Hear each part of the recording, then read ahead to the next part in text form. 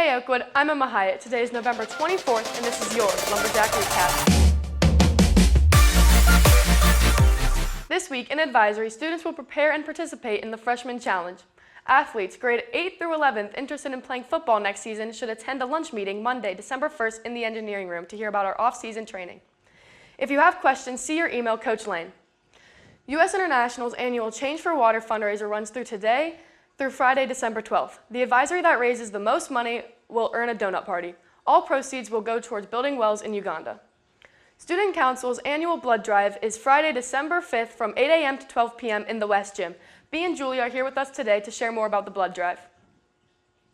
On the morning of Friday, December 5th, Student Council is hosting a blood drive. To be eligible, you must be 16 years old and weigh 110 pounds. Sign up through the Sign Up Genius and receive a pass the day of to be excused from class for about 50 minutes. You will receive a pass to report to the West Gym where Student Council members will check you in after. After you donate, you will get a t-shirt and snacks before heading back to class. If you donate blood, you cannot participate in practices or games for 24 hours. You must communicate this to your coach ahead of time. Students who register to donate blood 3 or more times during their high school career earn a red cord. Seniors must complete this requirement by May 15th or by the date of their school's final blood drive, whichever is later. The program recognizes students for their desire and commitment to providing life-saving donations and bolstering the community blood supply. Students can qualify by registering to donate blood at Oakwood High School or the OCC. Remember, the parent waivers form must be turned in by the end of the day tomorrow, November 25th. Donating blood is an opportunity for teens to volunteer and make a substantial contribution to the community. See you there. Thanks for talking with us. Join Interact Club and their guest speaker from St. Vincent de Paul in the library during lunch today to hear about service opportunities to support the greater Dayton community. There will be pizza for students who attend. The Dayton Dragons are hiring energetic, enthusiastic, and hardworking people to be a part of their 2026 entertainment staff. Mascot, green team, and host positions are available. Please see information on the job board inside the high school counseling office. See the announcements email for more information. University of Dayton is looking for certified lifeguards who are interested in picking up a few hours on November 29th or November 30th at the UD pool. See the announcements email for more information. The Holiday of Lights will take place on Sunday, December 14th, 2025 at 6 p.m. In addition to the celebration itself, we need volunteers throughout the day to prepare. See the announcements email for more information. That's all for the announcements this week. Up next, Lucas Quintero-Romanowski and Louis Holzberg bring to you the first edition of Lumberjack Live. Hello everyone, welcome to Lumberjack Live. I'm Lucas Quintero-Romanowski. And I'm Louis Holzberg. This fall season has been packed with big wins, broken records, and great moments.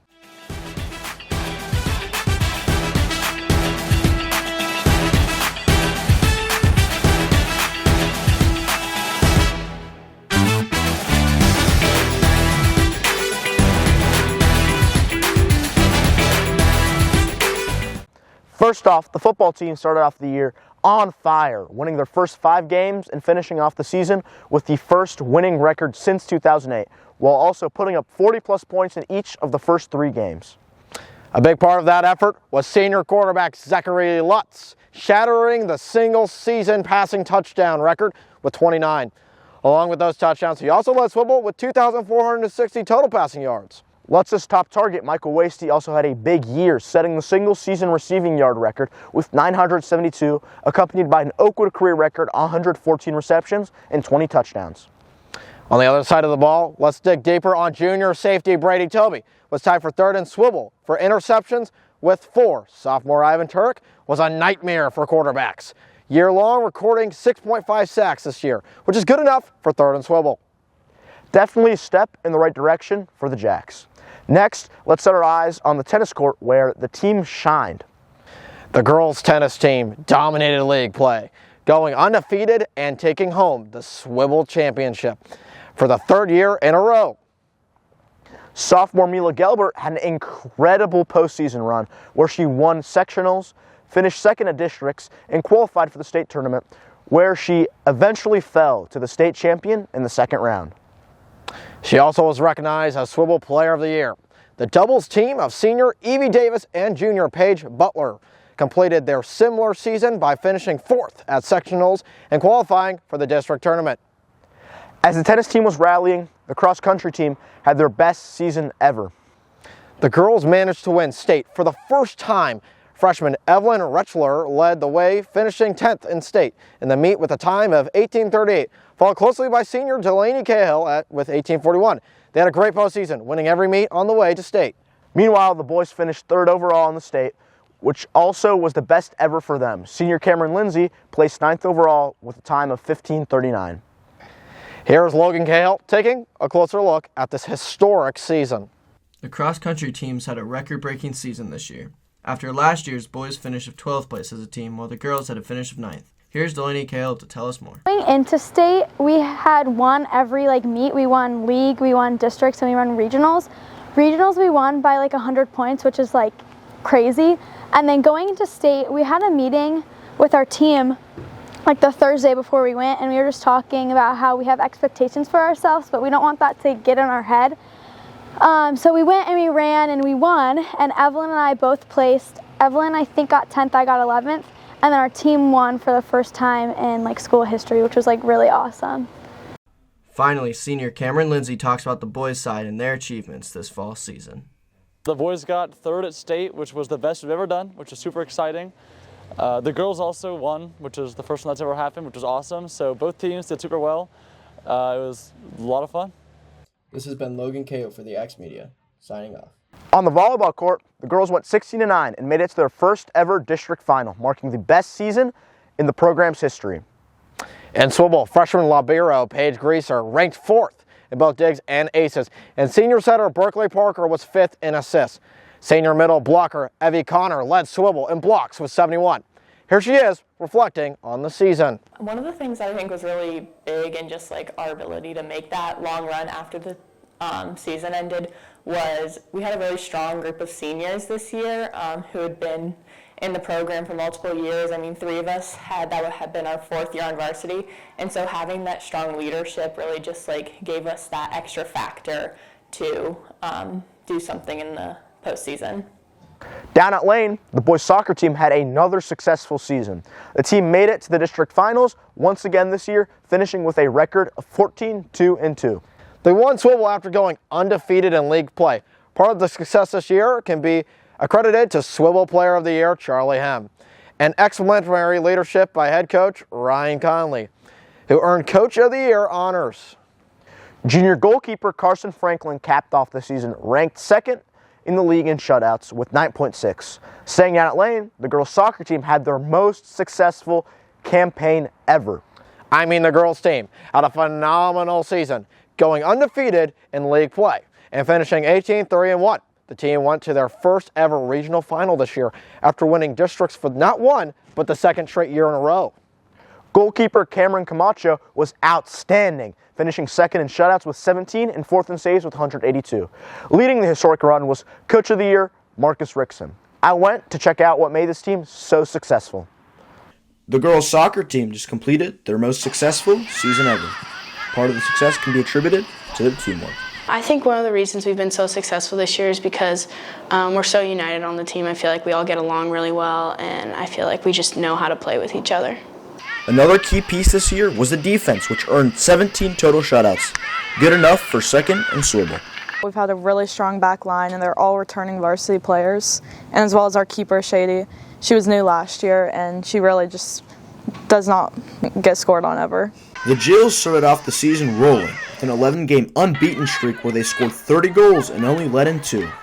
Starting with a really strong streak is kind of a big expectation to keep that undefeated streak going, and going into each game not looking towards the end of the season but just playing one game at a time.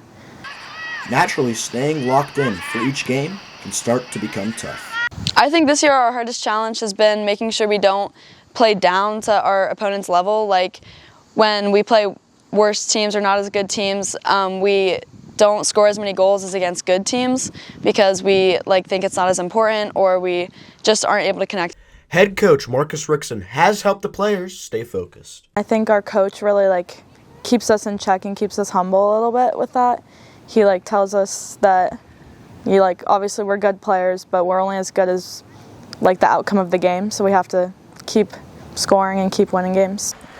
The team took that message to heart, winning games all the way up to the regional finals, concluding the best season in their history.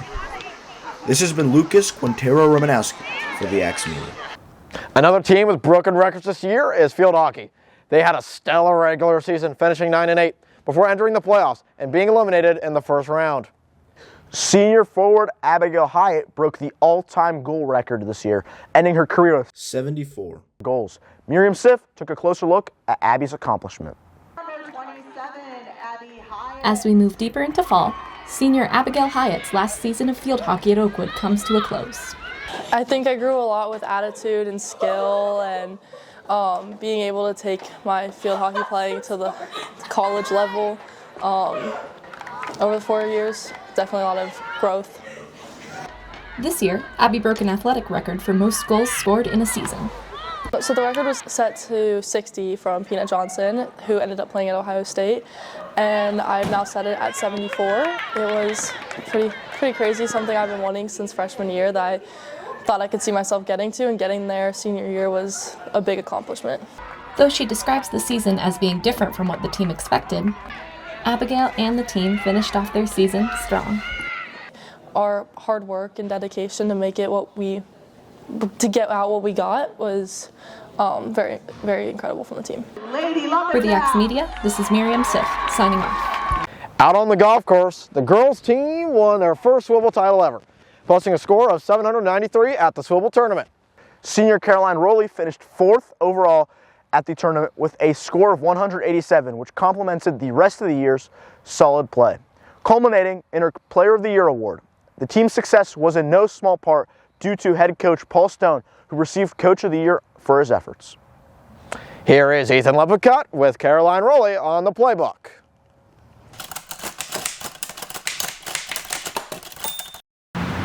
Welcome to the playbook. I am Ethan Lippincott. I'm here with Caroline Rowley, and I'm going to be asking you some questions about the girls' golf season. What were some goals you set for yourself this year? I honestly just wanted to have a great senior season and play some great golf along the way. All right, and how does it feel to be a swivel champion? It feels amazing. It's the first swivel title for Oakwood girls golf, so hopefully we can win some more, and yeah, it feels amazing to celebrate with all my great teammates. And lastly, what is something you gained throughout the season? Definitely mental toughness with golf. It can be a very mentally challenging sport, so I think throughout the 4 years, obviously gaining skill, mental toughness is definitely an important part. And that was a great interview. I'm Ethan Lippincott from Lumberjack Live on the Playbook, signing off. For our final team today, the boys golf team had another solid season where they were able to advance to the district tournament. The most impressive performance this year came at sectionals, where the team earned 4th place at combined for a total score of 331, led by junior Eddie McCarthy, who shot a 79, good enough for the 9th overall on the day. The season ended in the district tournament as the boys were unable to qualify for the regional tournament. All around, Lucas, you could say this season could go down in Oakwood's history as one of the best ever, and at very least the fall season to remember. Looking ahead, a lot of winter sports teams had postseason success, but one team in particular is trying to repeat a deep postseason run with a familiar face back leading the program. Here is Lewis with the story. Fresh off a swivel 4-peat and last year's district champions, the Oakwood Lumberjacks are back with unfinished business, driven by talent, momentum, and the hunger to keep their dynasty rolling. We got to keep going this year. It means a lot. We've got a lot of great players these last couple of years, and we're going to keep that legacy going and keep winning. I've been working on the 3-ball with Drew Wasty a little bit. He's been teaching me his tricks, so they should be going down this year. This season, I'm just trying to be a team player, help the team get as many wins as possible, just do whatever I can to win. Help me really find my role on the team and help me deal with the physicality and speed of stronger players and bigger players through practice and going against them head-to-head in practice. Coach Paul Stone returns to coach Oakwood basketball. Well, Coach Short did a great job. He decided he doesn't want to be in education anymore, which is totally understandable. And then I found out the position came up, and I had to make a decision if I was physically ready to come back, because I've had some knee surgery over the years. And it's like a puzzle piece. You got to figure out what pieces fit together. And so this group right here has been nothing but amazing in practice. Their work ethic, their sense of humor, which I appreciate, and I come ready every day to go fight and practice. Catch the Jacks' first game at Tecumseh on November 26th. This is Lewis Holzberg with the Oakwood Axe Media. Make sure to check out our website at ohsxmedia.org and our Instagram and TikTok at ohsxmedia. Be on the lookout for our upcoming winter sports coverage. And as always, remember to axe to the max.